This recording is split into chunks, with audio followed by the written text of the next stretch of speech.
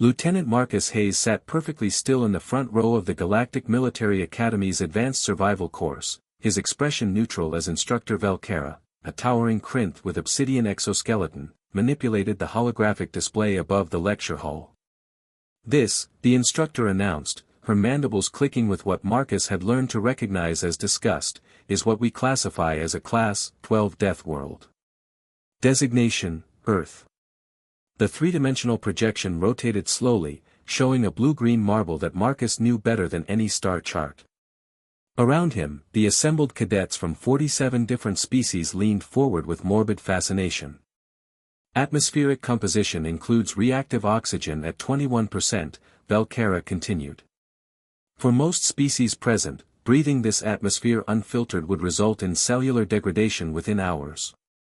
The surface gravity is 1.2 standard Gs, enough to crush a delphinian skeletal structure.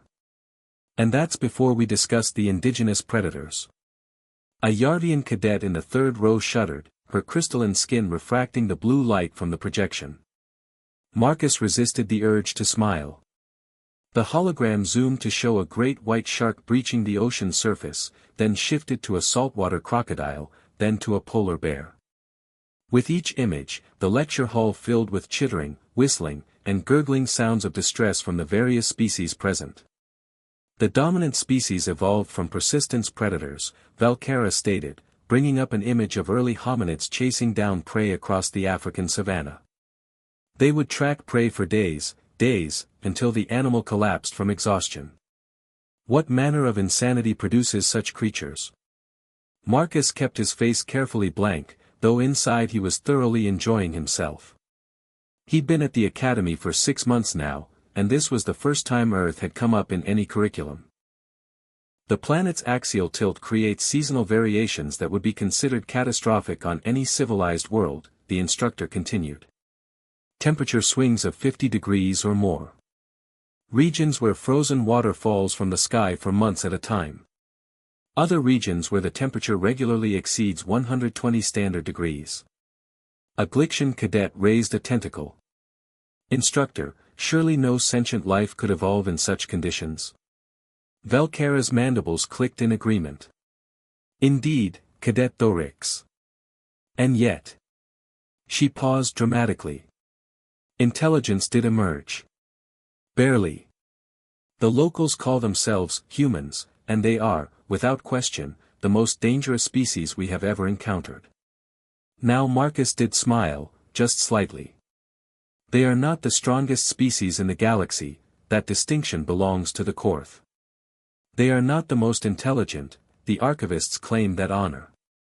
They lack natural weapons, natural armor, and have a lifespan barely a fifth of most spacefaring species. Velcara's voice took on an almost reverential tone.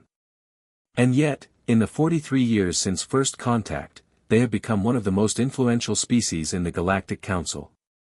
The instructor brought up footage of human soldiers in combat. They have a concept they call acceptable losses. They will sacrifice themselves, willingly, to achieve tactical objectives. Their military doctrine is based on controlled aggression that borders on suicidal. And perhaps most disturbing, they have weaponized their own death world biology.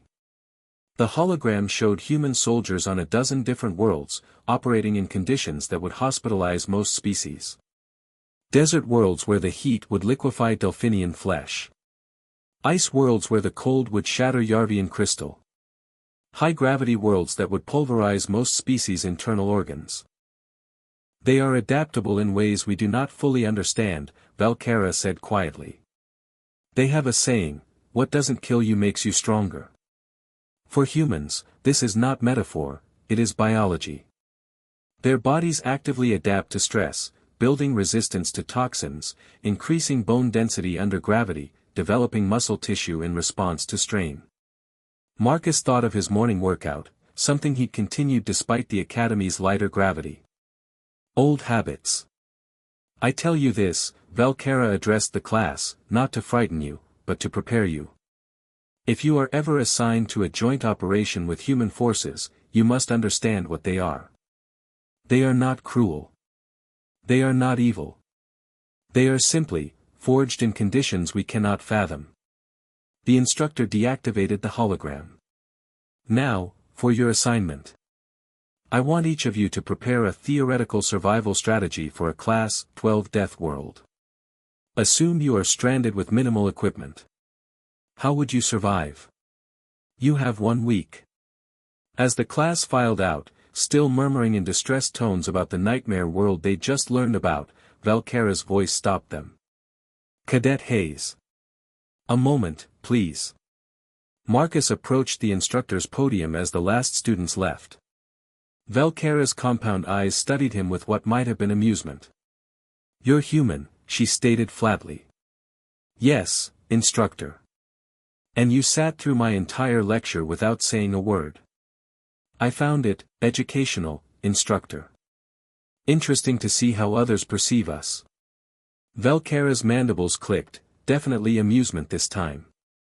Did I get anything wrong? Marcus considered. You undersold the sharks. And you didn't mention mosquitoes. Mosquitoes? Tiny flying insects. They've killed more humans throughout history than every predator and war combined. Malaria, dengue fever, yellow fever, all spread by mosquitoes. Valkera was silent for a long moment. Your planet has microscopic assassins. We have microscopic everything, instructor. Bacteria, viruses, parasites. Earth is trying to kill you at every level, from the molecular to the megafaunal. The Krynth instructor's exoskeleton rippled, a shudder. How do you live with that? Marcus shrugged. It's home. You get used to it.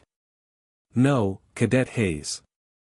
You don't get used to a Class 12 death world. You survive it, you adapt to it, you conquer it. Valkera's voice carried a note of respect. That's what makes humans so formidable. You look at hell and call it home. As Marcus left the lecture hall, he couldn't help but feel a surge of pride. Earth wasn't just home, it was the crucible that had forged humanity into something the galaxy had never seen before. And he'd survived it long before he ever left. Outside, the Academy's artificial sun cast comfortable, regulated light over perfectly manicured grounds. The temperature was a constant 72 degrees. The gravity was exactly 1 g. There were no predators, no diseases, no natural disasters. Marcus found himself missing the chaos. After all, he was human. And humans, as the instructor had so eloquently put it, were forged in hell. They didn't fear it. They thrived in it.